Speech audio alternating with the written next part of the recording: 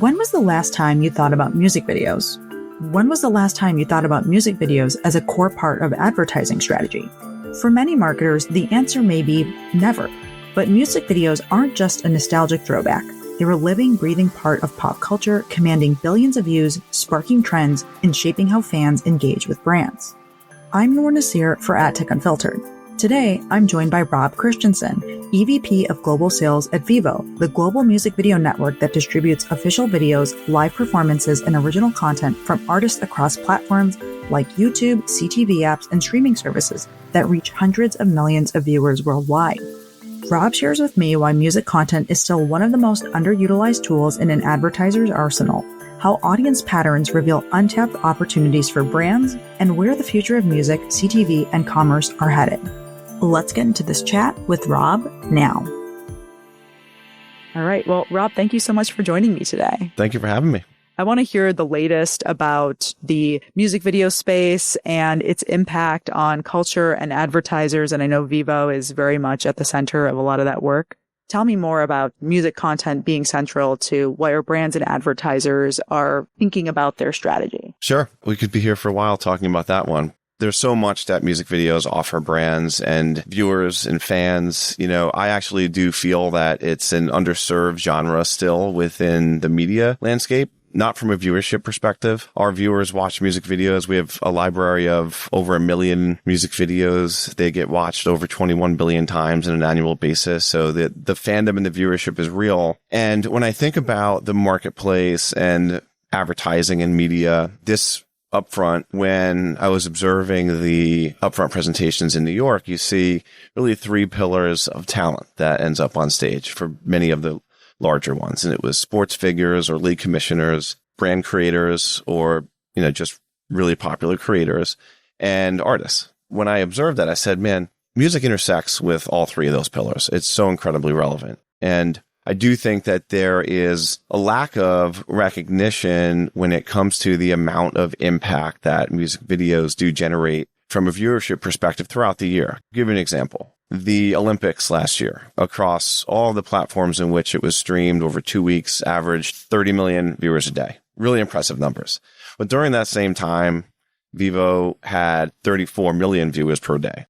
When artists are involved with either the games or leagues or league performances like the Super Bowl halftime show or NFL Christmas Day halftime show, we see immediate impact with the artist library, with their newly released videos or videos that were released years ago. And it's a great opportunity for brands to ride along with those moments and utilize our viewership patterns and library to help complement their strategies in market. And so I do think from that perspective, there's a lot more for brands to do.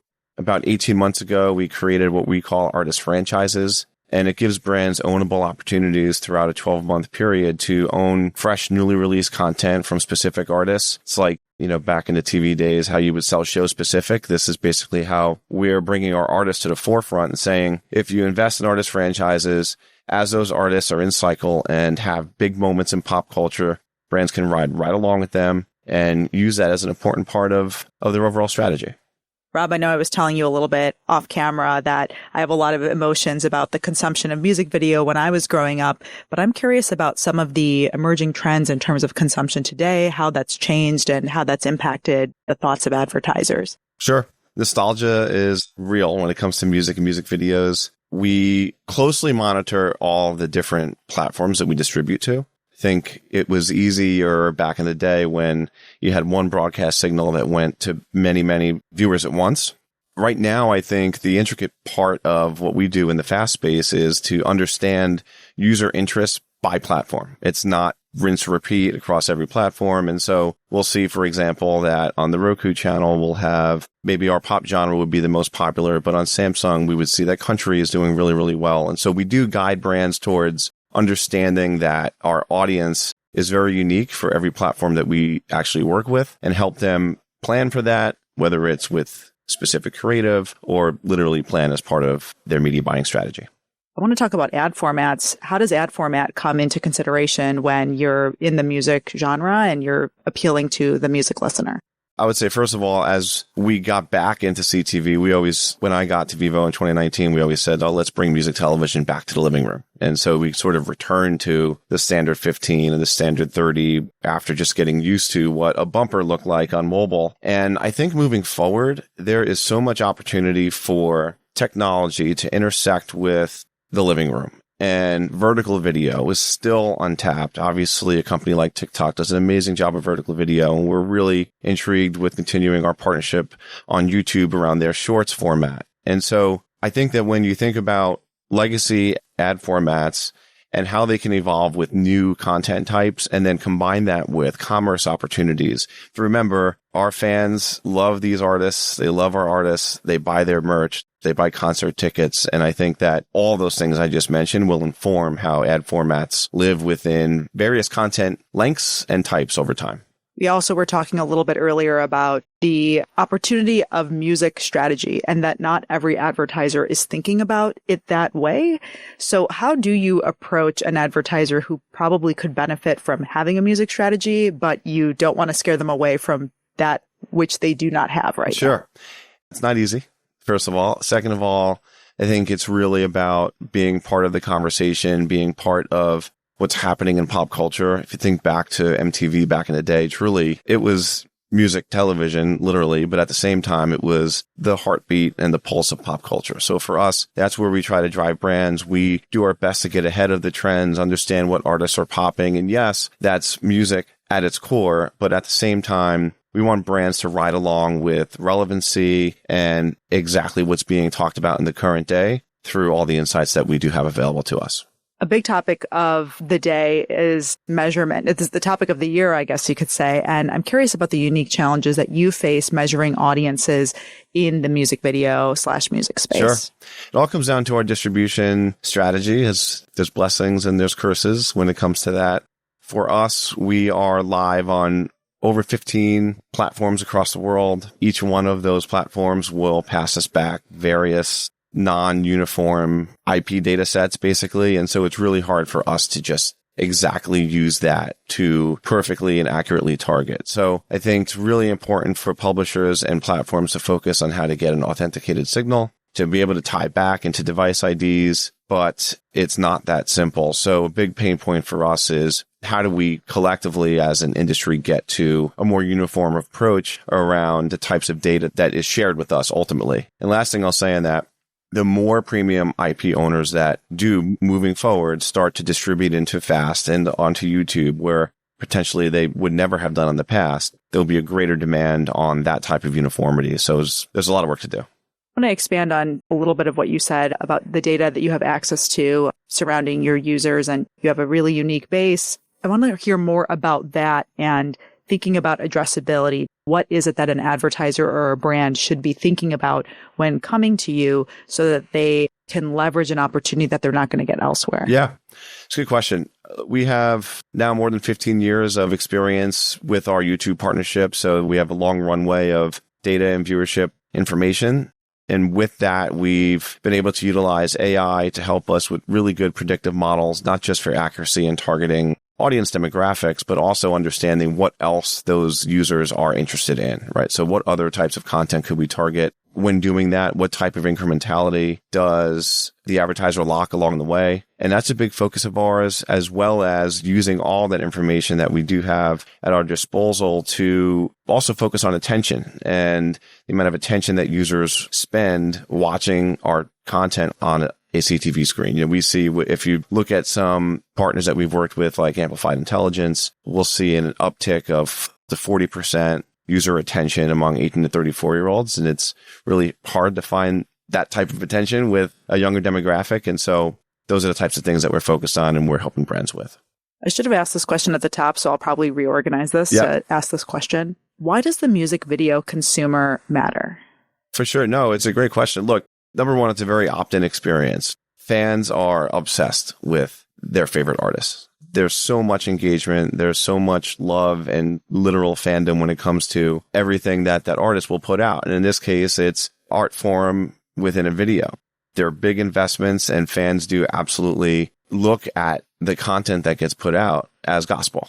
What clothes are they wearing? What brands are they into? What other brands are they working with in market? And they're very affected by that. And for us, I just think, as I said, it's really important that we recognize that our fans are living and breathing the current conversation in pop culture in the market, and brands can ride right along with that with an appropriate investment, in this genre. I'll swing us back to the measurement conversation we were having a moment ago.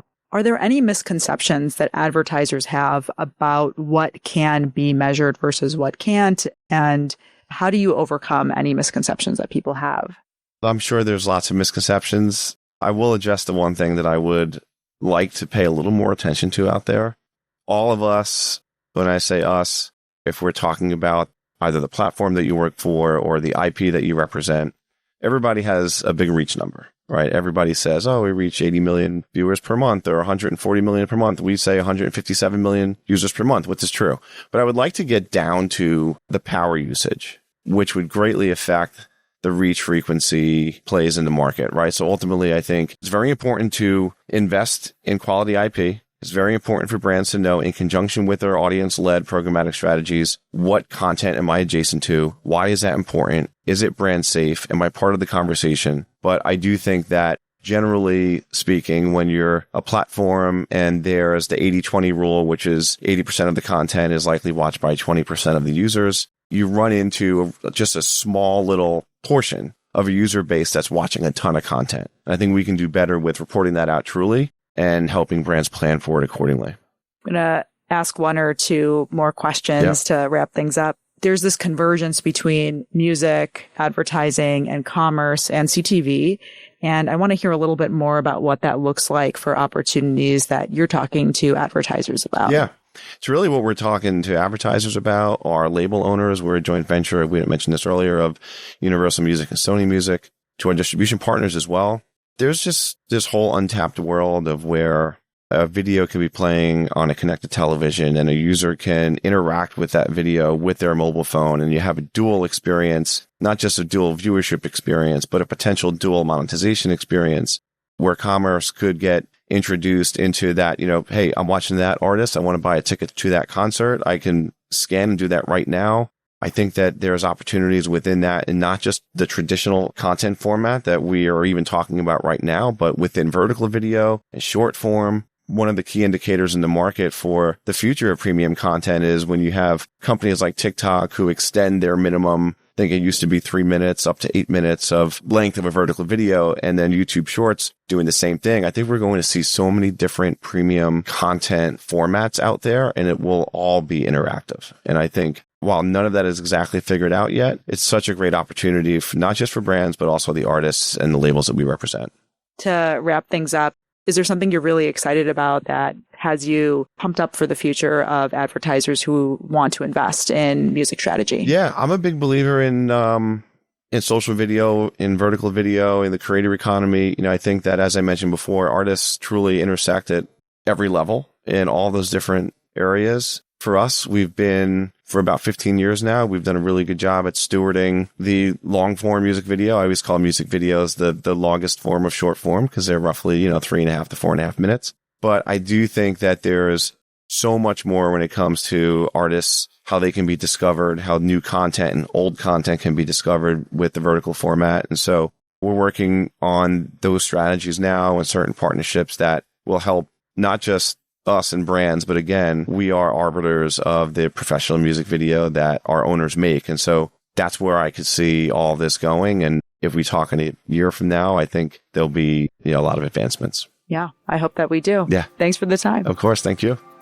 Thanks to Rob Christensen, EVP of Global Sales at Vevo, for our conversation and the case for why music videos are an under-leveraged space in media plans, one where high engagement, cultural relevance, and targeted distribution intersect. It's a reminder that the media landscape still holds pockets of opportunity that don't always get top billing in brand strategy discussions. Whether music content fits into an advertiser's mix or not, the broader takeaway may be about spotting cultural touchpoints that hold both scale and attention. Thanks to you all for listening, and if you've been getting value from the show, please tell a friend. I'm Noor Naseer for AdTech Unfiltered, another episode out soon.